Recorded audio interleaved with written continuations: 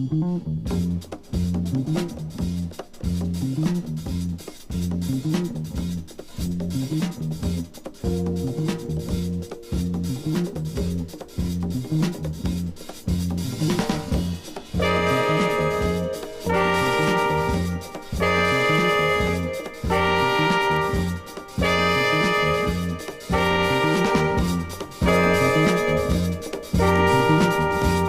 a mission given to me by Woody Shaw, Sunship, Dizzy, and John Kahn, dedicated to pursuing a piece of our cultural heritage through interviews with my music heroes, this is The Jake Feinberg Show.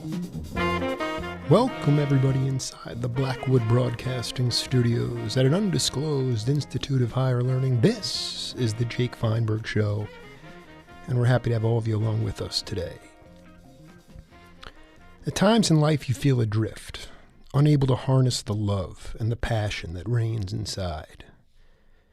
When you begin to evolve in any art, you start on that faraway Oregon hill with a hawk flying overhead, knowing that John Mclaughlins' guitar might swoop up and under and around my guest's bass lines. Slowly you build security in your own voice and sound so that you're called upon to bluegrass country, to the Fillmore West, to Bearsville, to Europe, to a land of sunshine.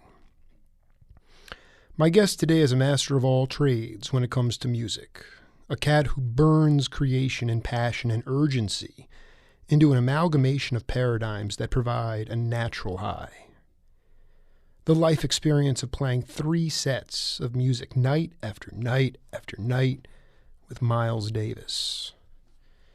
My guest was also a prolific studio musician at a time when identities were created, liner notes were written, pictures were taken, and barriers within music had not gone up.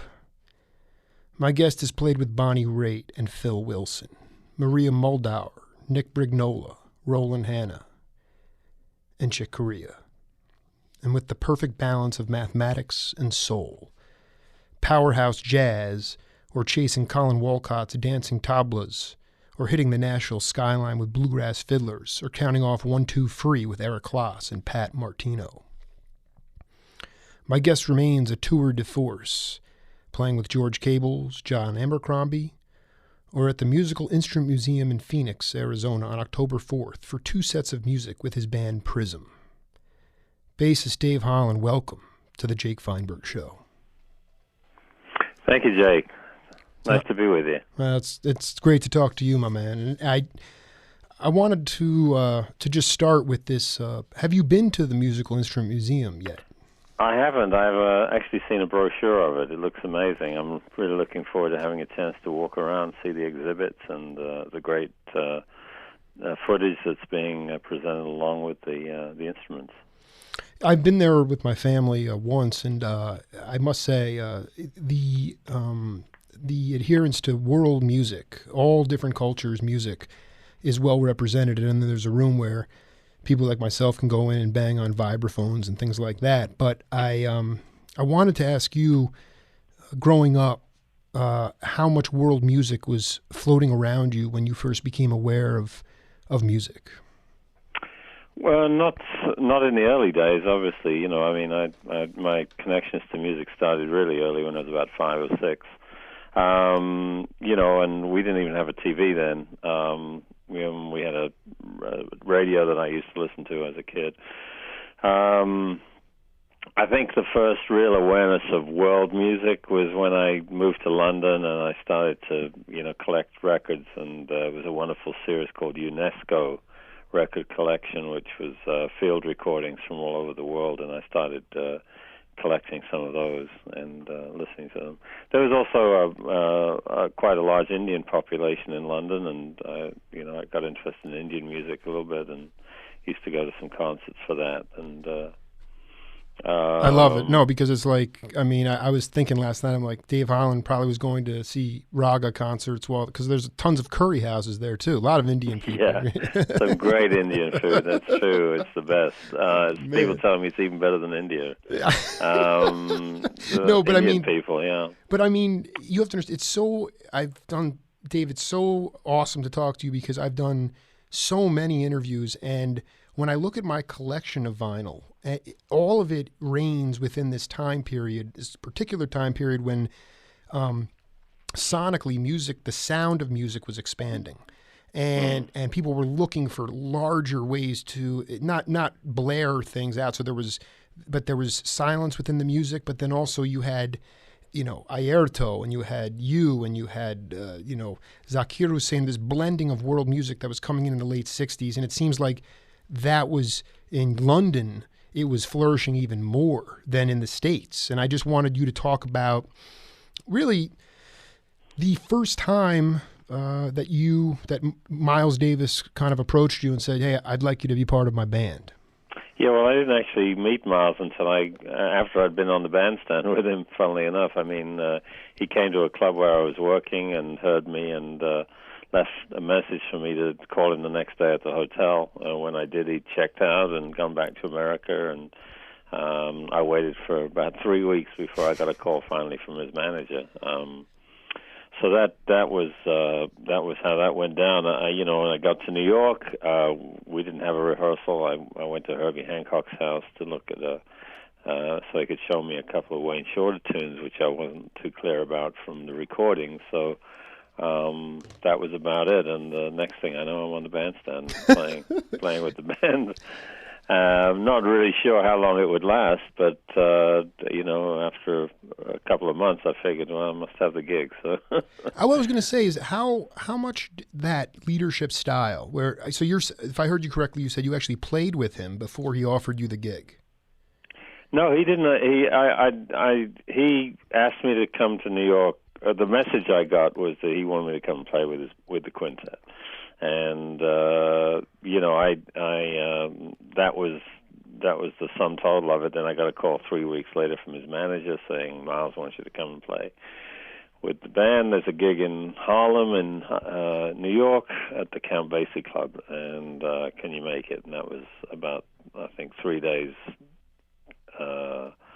from when I got the phone call from his manager. So I pretty much got myself together, got on a plane, and arrived in New York. And on a Thursday, and the gig started on a Friday.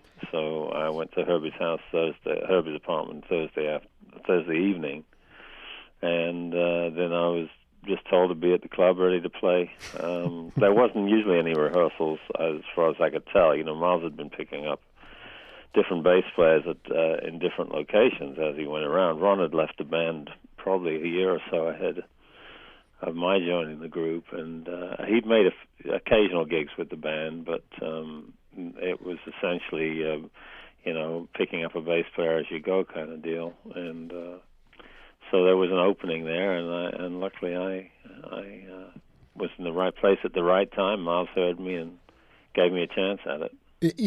I just want to go back for a minute, to your band Prism. That's going to be appearing at the Musical Instrument Museum, because the leadership styles of Miles, I mean, you have been a leader for quite some time, but are some of those organic styles like just leaving, we're more interconnected now than ever before, but I'm curious as to your leadership style as far as how you scout talent, and if you learned anything from Miles in that respect. Well, I think, the whole experience of being around Miles and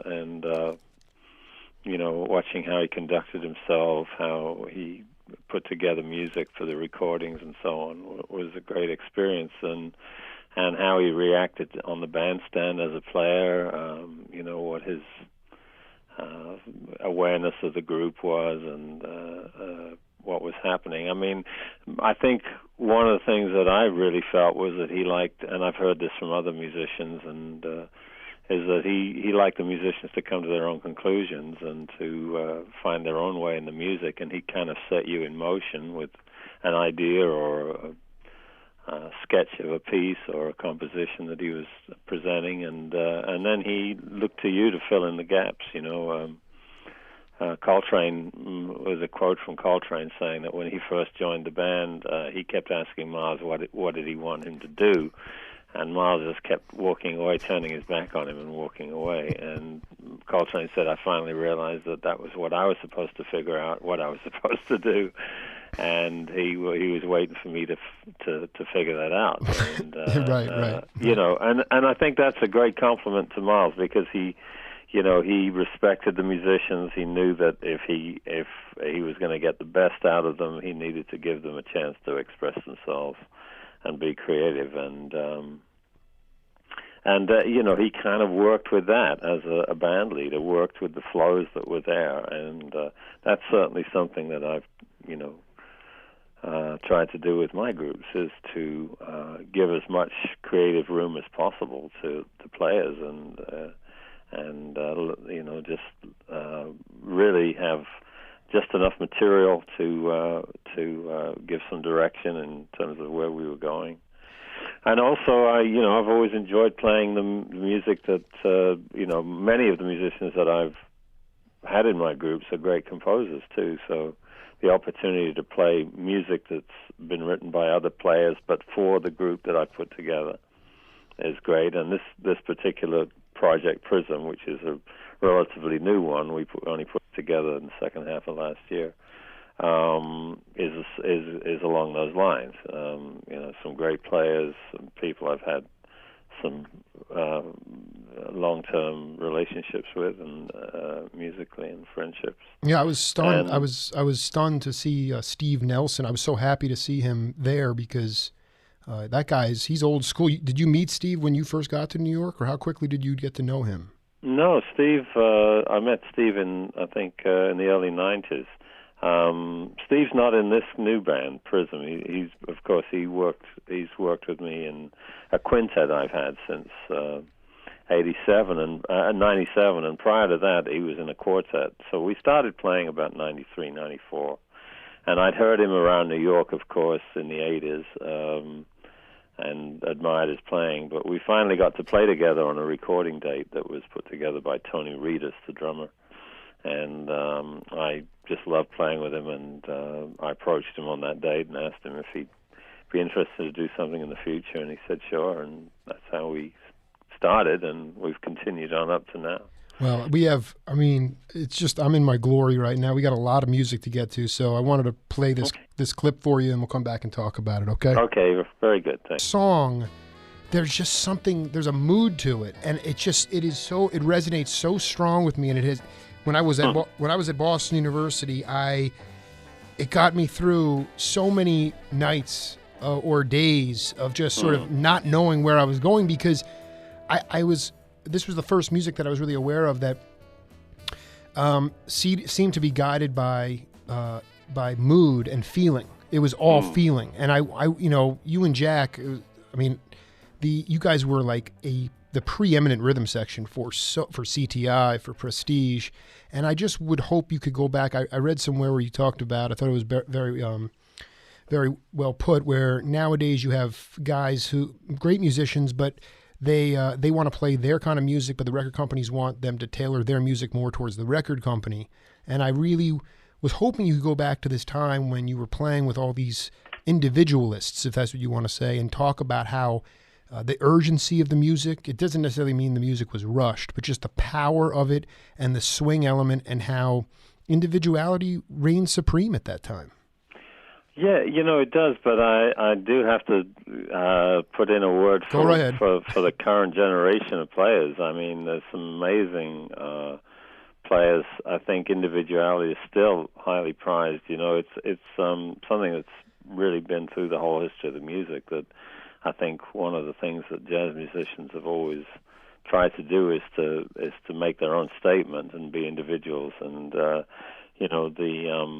I don't think this generation is an exception from that. The time we were speaking about, the '60s, late '60s and early '70s, when I was first playing with Jack DeJohnette.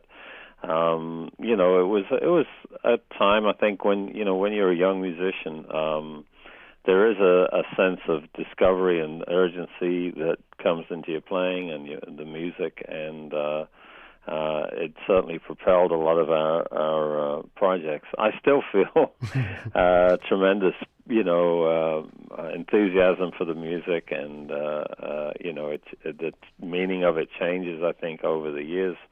I think for me, music and life are much more interconnected now. I used to see them a little more separate entities, but to me, it's all part of one thing. Can you talk about that a little bit? That's really fascinating. I'd love you to expand on it. I remember as a young player, the older musicians would say, well, you've got to tell a story when you play. And of course, as a young player, you're still dealing with trying to play a blues or whatever the tune is, and learn the language of the music. But it's all, I think as you do mature, you start to realize that language is only relevant if it expresses something about who you are, how you feel, what your life experiences are, and you try and put that into the music. And of course, let's say going along with the analogy, the story you tell is going to sound different to different listeners because they bring their story to the music too, and you reflect on the music you're listening to with your own point of view and your own experience, which is exactly the way it should be. That's the wonderful thing. You mentioned how music had got you through a certain period of your life, and I think that's part of how it does. It gives you a chance to see a window into something. That experience can be different for each person, but it's a window into your own potential in your own life, and that's I think the great thing about music and art is that it can act as a stimulus to self-reflection and to imagination and hope and all the things that. I want to go back to something. I want to go back to something you said about this generation. It's my generation because I was born in 1978, and well after your career was underway, and here's the thing. I have. There are players here in Tucson, everywhere, that all over the world that are that they pride themselves on individuality. But I say, there were producers, whether it was Creed Taylor or Orrin Keepnews or Don Schlitten, and I think that they basically said this is so and so's date, this is Joe's date, or this is Chick's date, or whatever, and the musicians were able to trade ideas, and you were able to tell a story. You were able to play an 8 to 10 minute track, and it wasn't cut down so that it could say. Right. You know what I'm trying to say? Like I think, I feel very strongly like like I read an article that you talked about sort of this. Like the evolution of music now has been stifled a bit because of this sort of... Well, I think that was written, that was an interview probably from the 80s and maybe early 90s, which is, a period when the record companies were signing young players and putting them into a context. It was a it was a neo-traditional kind of approach to the music. There was a revival of, I think, an interest in traditional forms of jazz and maybe older approaches. And they were taking young players and putting them into context, which I don't think necessarily gave them an opportunity to fully explore their creative imagination. A young player needs room to grow and room to change. And that quote, I'm sure, was within the context of commenting on that situation and reflecting on the fact that that there needs to be a certain amount of space given to young players to discover themselves and to explore and to find the music. I think we're through that now. I mean, I think that was certainly a period that was in place and did have an effect. But I see now, a change going on where, the young players are demanding to do their own music and so on. There was a time when producers were putting together bands for the young players to have. Like they say, well, I think you should record with these people and these people, and rather than having them play with people that they had already been performing and working on music with, maybe their peers or so on. They put them in like with an all-star rhythm section or something like that to try and give them their career kind of platform to launch from. And I know. I mean, you just. It's like poetry right now. But you just led perfectly into the next track. So let's listen to it, and we'll come back. Okay. Okay. Fine. Thanks.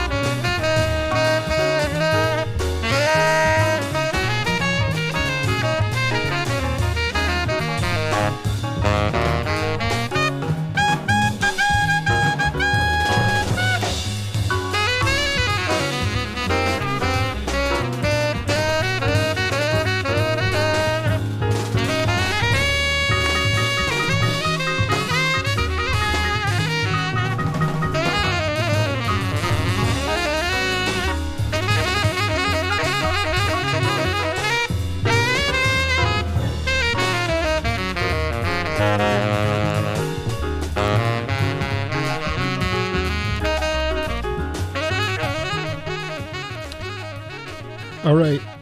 Name that session, Dave Holland. Hello. Yeah, name that session for me. Oh, I wish I could.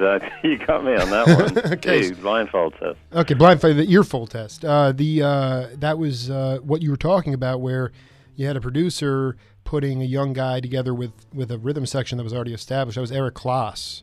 I thought of Eric when I should have just gone with my instinct. Go with your gut. Yeah, to hear. It was Chick and Jack and myself. Exactly. Right? To hear that name of that album was The Kingdom Within. The name of that tune was The Kingdom Within. Yeah, and who's the trumpet player on that? It's funny. I think that Eric overdubbed an alto saxophone on that. That's what threw me, because I heard another instrument and I was trying to remember. What's really funny is, for the first time when listening to that, I actually heard it too. I never heard that before, so I'm glad I was able to. That to me, if you would, Eric really blew me away when I read his background when I was first getting into music, and you played on a couple of studio sessions with him, and I just was hoping. Yeah, I did. Talk a little bit about the way he carried himself and sort of your experience in that setting. I think we're more or less the same generation. I don't know if that's a good example of a record that was made where the producer, it was obviously we had all been with Miles, but it was. I'd met Eric around New York a few times, and he was is a very talented musician, and amazing sense of music that he has, and I was happy to be a part of it. I don't think we really did any performing together. We just did those few records, and I don't know if it was the producer that decided on the personnel or who it was. In fact, I don't even remember who the producer was. Producer was Don Schlitten, and okay, and from what I gather, he was, without getting too in depth, it was just sort of like exactly what you described, like a young talented horn player who take him outside of his. He had been playing a lot with Pat Martino and Pat Martino, and then basically saying, I know he did a session with Jackie Byard and Alan Dawson, which was Richard Davis. That was another great rhythm section. But of course Holland, DeJohnette, and Chick Corea, and he's like, let's get him into a setting where guys that will really boost it to an even greater level, just because he was I think we were still with Miles when we did that recording, I believe. October 69. Which is which is unbelievable. And I'm going to go back to this before, because with Dave Holland, I want to also ask you about this from my generation's point of view. It's the idea of identities. The identities were created because there was a real record industry. I can open a Bonnie Raitt album, and Freebo might be on it, and Merle Saunders might be on it, and Dave Holland might be on it. And Dave Holland might also be on a Prestige Jazz session. So all of a sudden you're saying, and then there's this new release, 1969, from the Fillmore East or West with Miles. Mm-hmm. So all of a sudden it's like, oh my gosh, Dave Holland, across the board chops. Whereas now with younger musicians, how are people supposed to be even aware that somebody's a master of all music? Explain that. Because I don't. Maybe I don't know if I'm a master of all music, but thank you for the compliment. Mm-hmm. I've still a lot to learn. I think first of all, I've always been interested in a lot of different kinds of music. I celebrate all the variety of music, and if I have an opportunity to play with somebody who is really coming from a committed and genuine place musically, I'm always down for the experience, and having a chance to play in different contexts. I learn different things from these opportunities, and that all feeds the fire, as they say, of your own creative work. So. I value all these experiences that you've mentioned. It's a different time we live in, and you can't compare now to then or then to before. I refuse to say that it was better back then. I think that's a terrible sort of comment to make, really. Because when I was coming up in the 60s, everybody was talking about the 40s and how great it was, and 52nd Street and all the things, and there's always something to look back on and admire. But we've got a lot of great things happening now with access to music, the internet, independence that musicians have now. Of course, the scene has changed, and we're dealing with different conditions. But essentially, it's always down to the same thing. It's about what you do with the circumstances you're faced with, rather than the circumstances themselves. It's how you react to them and what you do. And so, I see a lot of great players, doing all kinds of things. Look at Chris Potter, for instance. There's a musician that I admire greatly and was lucky enough to have him in my quintet for many years, and we still perform together. Chris was with, he worked with Steely Dan. He's worked with all kinds of different people. Brian Blade worked with Joni Mitchell.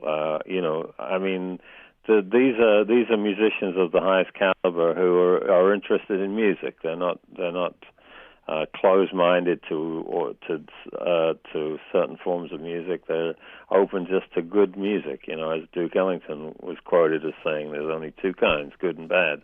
You're darn right about and I think that as a master, you always are learning. I mean, I don't mean it that in that sense. But again, what I'm trying to say is that you guys are brought to life, and while there is so much amazing stuff, like when you would go on tour with Miles and in the States per se, and you'd go to Detroit and Chicago and maybe down south, and then you'd go to the West Coast and you'd go to the Pacific Northwest.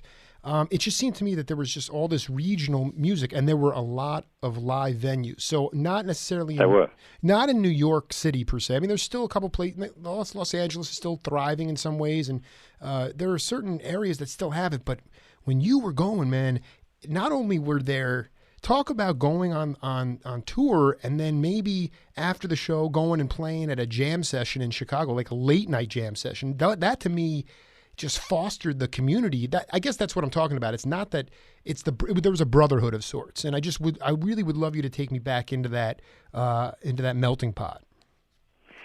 Yeah, well, my generation, we came up with a huge mixture of music that we were listening to. There was all I came up in a rock and roll band. That was my first sort of professional work, and was listening to a lot of the music that was around in late 50s, early 60s, and that was influencing all the other British rock and roll guys, and those experiences and subsequently getting exposed to jazz and listening to all the things that were going on in that music, just I think made me see music more as one genre rather than a lot of separate ones. And in the 60s, when we were working with Miles, we were also listening to Jimi Hendrix and to the Cream and the bands that were really opening up the rock and roll jam aspect of the music, and that was exciting, to see happening. And so, I was going around listening to lots of different things and enjoying, as a bass player particularly, the opportunity to play with lots of different things. I think as a bass player, you often doors are opened that may not be open to all instrumentalists, because in those days anyway, there tended to be a bass in most music, and so. As a bass player, you often had a chance to work in a lot of different contexts and different kinds of music, and then also I'm curious. I just wanted to ask you this question: is that at the Fillmore West, you'd not only were you listening to Hendrix, but Bill Graham might put on the bill a group like the Grateful Dead and Malo, so you'd have Latin rock, you'd have psychedelic rock. So I mean, we were on festivals when we played the Isle of Wight Festival, it was 500,000 people or so, a big cultural event in 1970. I think the artist that preceded Miles was called Tiny Tim, who was a man who played the ukulele and sang "Tiptoe Through the Tulips." so it was not unusual to go to a festival and see this kind of diversity of hear this kind of diversity of music. And we were sort of in the middle of it. Camaraderie still exists, I have to say. You know, I see that still the case. People going to each other's gigs, sitting in, playing after hours at the hotel. You know, these kind of things. Sure, the scene has changed, but we still very much appreciate, the musicians that I know appreciate the community, the jazz community, and look to it for inspiration and for companionship and for comradeship, in that sense. So I think that it's always been a shared experience, this music with other musicians, and that's what we continue to do. Miles called it a social music. He stopped calling it jazz. Right, exactly. Well, I mean, you said something profound before, but I want to play another clip of music and then come back and talk about it, okay? See if I can recognize it. Earfold. I got it. All right.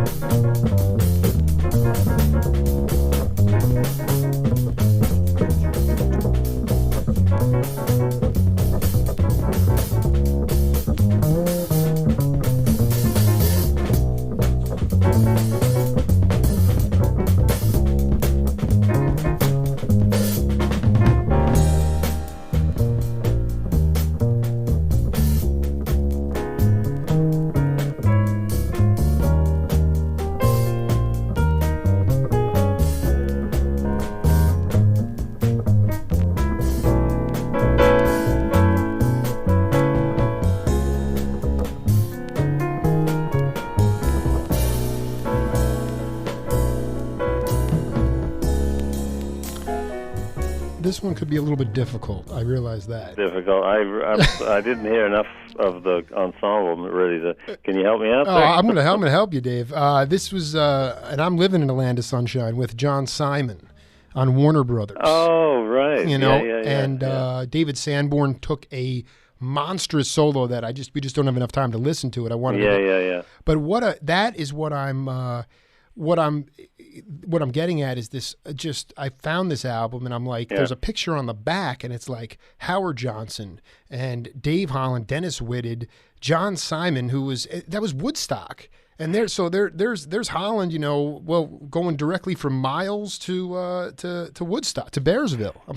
Well, my family and I moved up to the Catskill area in '72, the first time, 1972, and we weren't living in Woodstock. We lived in another location, but not far from Woodstock. And quite early on in my living in that area, I met John Simon, who, of course, was already a well-established producer and also songwriter and artist himself. And John and I spent, some time together socially, and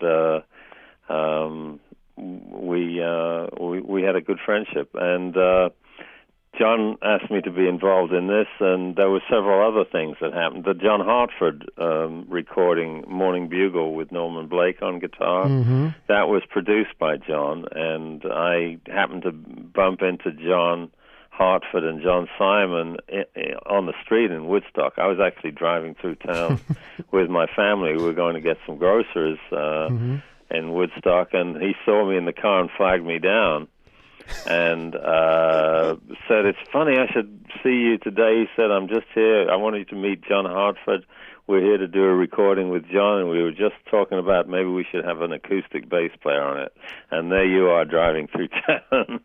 So he said, "Can you make the session next week?" And I said, "Absolutely, no problem." And we spent a wonderful 5 days recording John's wonderful music. Oh, my God. I mean, that album has, again, I just found that this year, and I could dance. It's been re-released, yeah. Well, no, I found it on vinyl. I only, right. You know, that's how I get to this stuff. But the thing is that I could dance my little baby to sleep every night listening to Living in a Land of Sunshine. The bass, the silence within the music, the patience. You know, do you find yourself sometimes as a leader having to just, you know, in a non-verbal kind of way, like slow down the band ever, you know, where you just have to slow the tempo down? Because that's what I love about this time period, you know. It's just so, I mean, of course, you can't replicate Dijonette and Holland, obviously, Korea, but, you know, what do you do to slow it down, you know?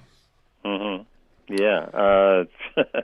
I don't know. I guess I didn't need to tell anybody anything on that date. It was pretty much, you know, understood where we were going with the music. And that's always the best, you know, if the band reaches its own conclusion. And, you know, I'm not somebody that wants to control everything musically. You know, I'd much rather go with the flow of where we're going with the music and, you know, and see where it takes us. You know, that's always usually more interesting than anything that I would demand of a band. It's always more interesting to see what's going to happen. I'm always surprised, and it's so much more than you would expect usually if you're with the right players. You know, it's it's well put. We have one more clip of music here, and then we'll come back and earfold test for you again, brother. All right. Okay. Thanks.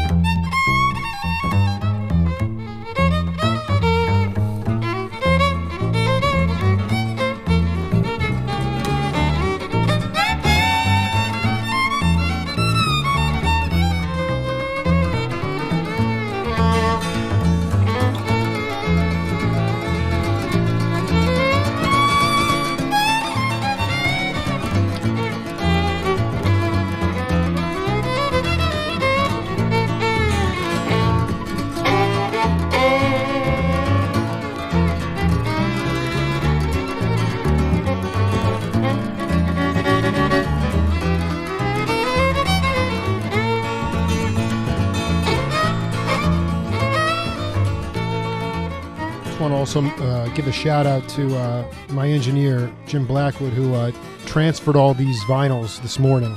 Good job, Jim. Talk to me, Dave. Do you need help with that? No, not at all. It's Vesa Clements. That's right. Late great Vesa Clements on on violin. Not sure who the guitarist is on that. It was a record day we did in Nashville. Norman Blake. Norman Blake, Tut Taylor's on the record, I know.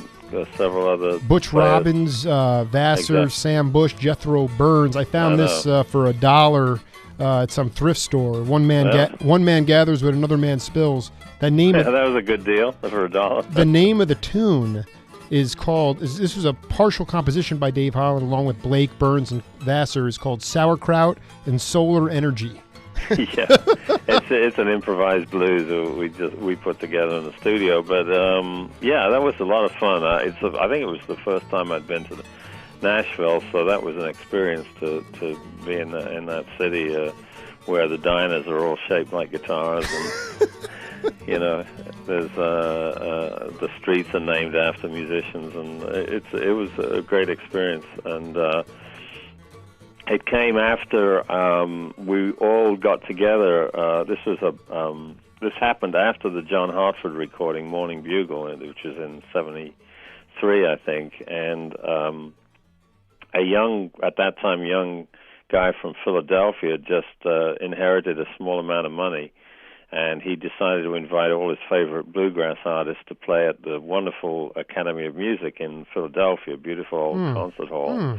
And he invited, a lot of the players that are all the players that are on that album, and several others. And I ended up being at the concert because he'd heard me on the Hartford record and thought, oh, that would, let me call Dave Holland and see if he can make the gig. So I went there and played it, and it was an amazing afternoon. We were arriving at the theater.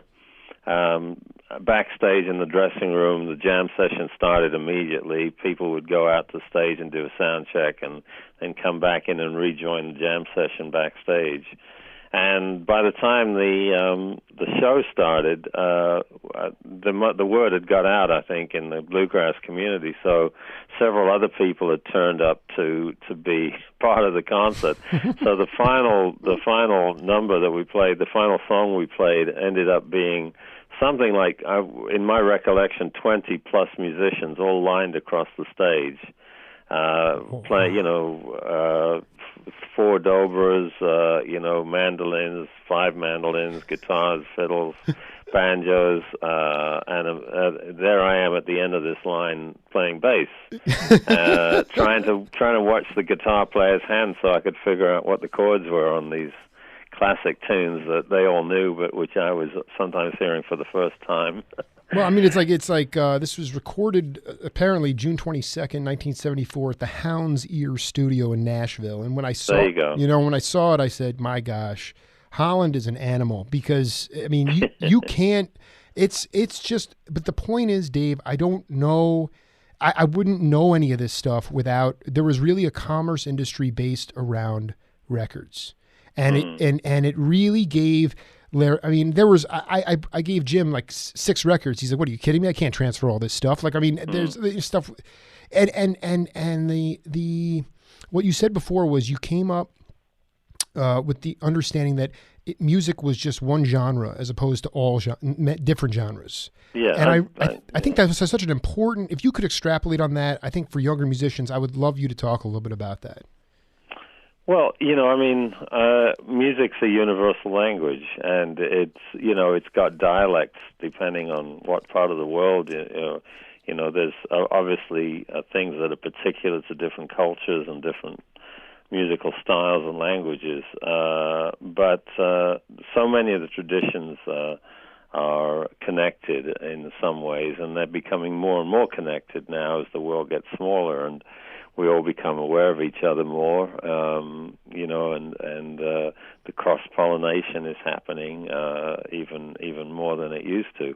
I think, so much of certainly the music that I grew up with came out of blues and rhythm and blues and music and in the African-American community here in America, has permeated popular music and has permeated obviously jazz and so the connections there are deep. Going back to the roots of the music, and bluegrass musicians are playing, jazz songs. Jazz players are playing bluegrass. It's all just it's all just music to me. And I found that each experience kind of helped me develop as a player, whether it was playing classical music or jazz or rock and roll. It was all music to me.